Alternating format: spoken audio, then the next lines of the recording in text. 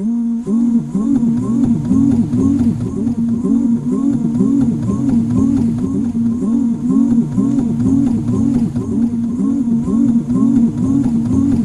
7 a.m. on my day off from my day job, sitting in shorts and pre-sweltering. That is to say, I'm planning a day around keeping cool, as today is supposed to be the hottest day so far this year, according to the meteorologists of primetime television. Meteorology being one of the few occupations where you can be wrong 7 days a week, not only keep your job, but advance at a moderate pace. The only other profession that offers this stay wrong and progress anyway setup is, of course, politics. A province is having an election soon, and yesterday they previewed one of the upcoming commercials for the election. Slow news day, you think? Yeah. The Liberal ad doesn't actually show the provincial, their ruler, Regent Dalton McGuinty, and the Liberal excuse, cough, explanation for this is that they insist after 8 years of hard work to the fine, upstanding people of Ontario, they know what Dalton looks like, and that's bullshit.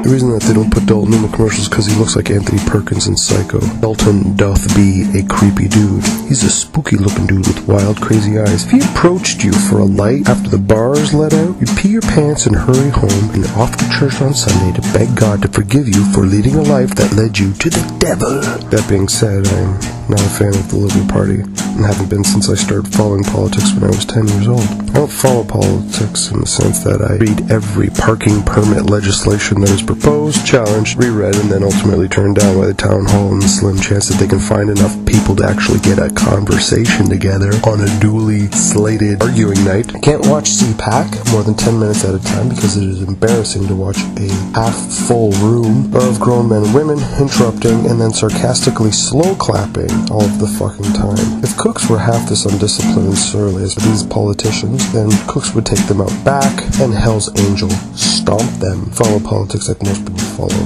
hockey. At the beginning of the season, I find out who's playing near where I live, what their standings are, and then I don't really pay close attention to the game until the playoffs, and I pick a side and mercilessly ridicule anybody who disagrees with my political party. I am poor and pushy, so my party of choice is the NDP. I have an inert fear of Bible bangers and warmongers. I am a natural opponent to the Conservative Party. The Liberal Party to me is an inconvenient, wishy-washy, sit-on-the-fence organization that in time will dissipate as the reign of middle road Zen Buddha pussy altruism is so mid-90s. It's finished. The last federal election illustrated this best. Stand for nothing and you'll fall for everything. The election is months away, so I have to focus on today, and today being forecast as the hottest day of the year so far, I am off to Erin Mills Town Center to pick up a copy of the documentary Public Speaking. Close look at the career of one of my favorite curmudgeons, Fran, a brilliant writer that I became an admirer of when I was very young.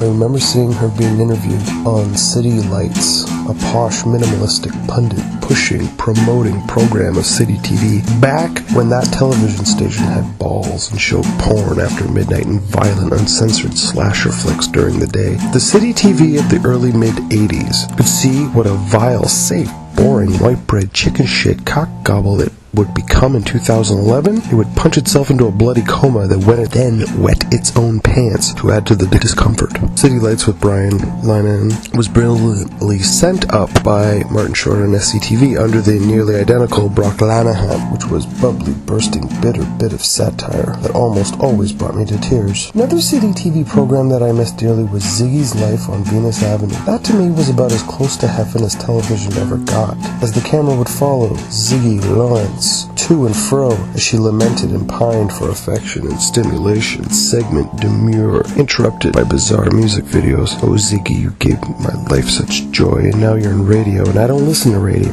even satellite radio, because I don't like radio. I feel sorry for anybody that goes out of their way to listen to the radio, any radio at all, because the only intelligent radio, they're always doing pledge drives, and the rest of radio is boringly predictable, lowbrow Friday morning fart songs and special guests that join in on the prank phone calls and sound effects, and talk radio is entry-level populist claptrap that feeds the flames of reactionary soundbite, bumper sticker, philosophy-doomed, ignorant bullshit. Said another way, radio is to entertainment what the Special Olympics are to athletic achievement. Years ago I saw Fran Lebowitz on City Lights with Brian Lanahan, and my long-running admiration for her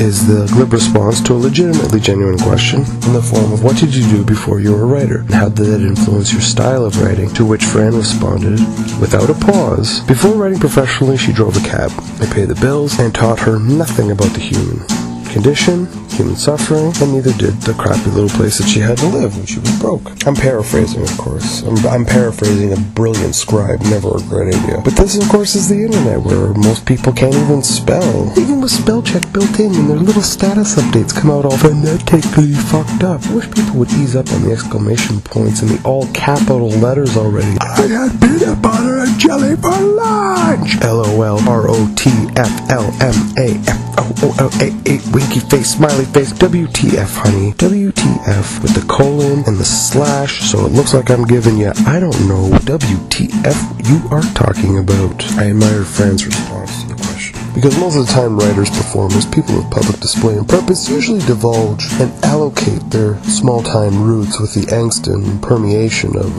Neely O'Hara in Valley of the Dolls. Her no bullshit, straight up, this is how it is, directness gave me chills. As it was downright Bukowskian. As it was a downright Bukowskian sentiment. Leibowitz's collection of essays I would recommend to anyone who enjoys laughing and reading at the same time, which is hard to do, because most people close their eyes when they laugh, and unless you're reading Braille and regular text at the same time, I don't see how you could read and have your eyes closed. I realize that calling text implies that Braille is irregular and abnormal. I mean no disrespect. Any blind listeners of this vlog, if you're blind, I doubt you spend much time checking out diary entries of chubby bald lunatics on YouTube anyway. Even if you are upset, you've got to catch me.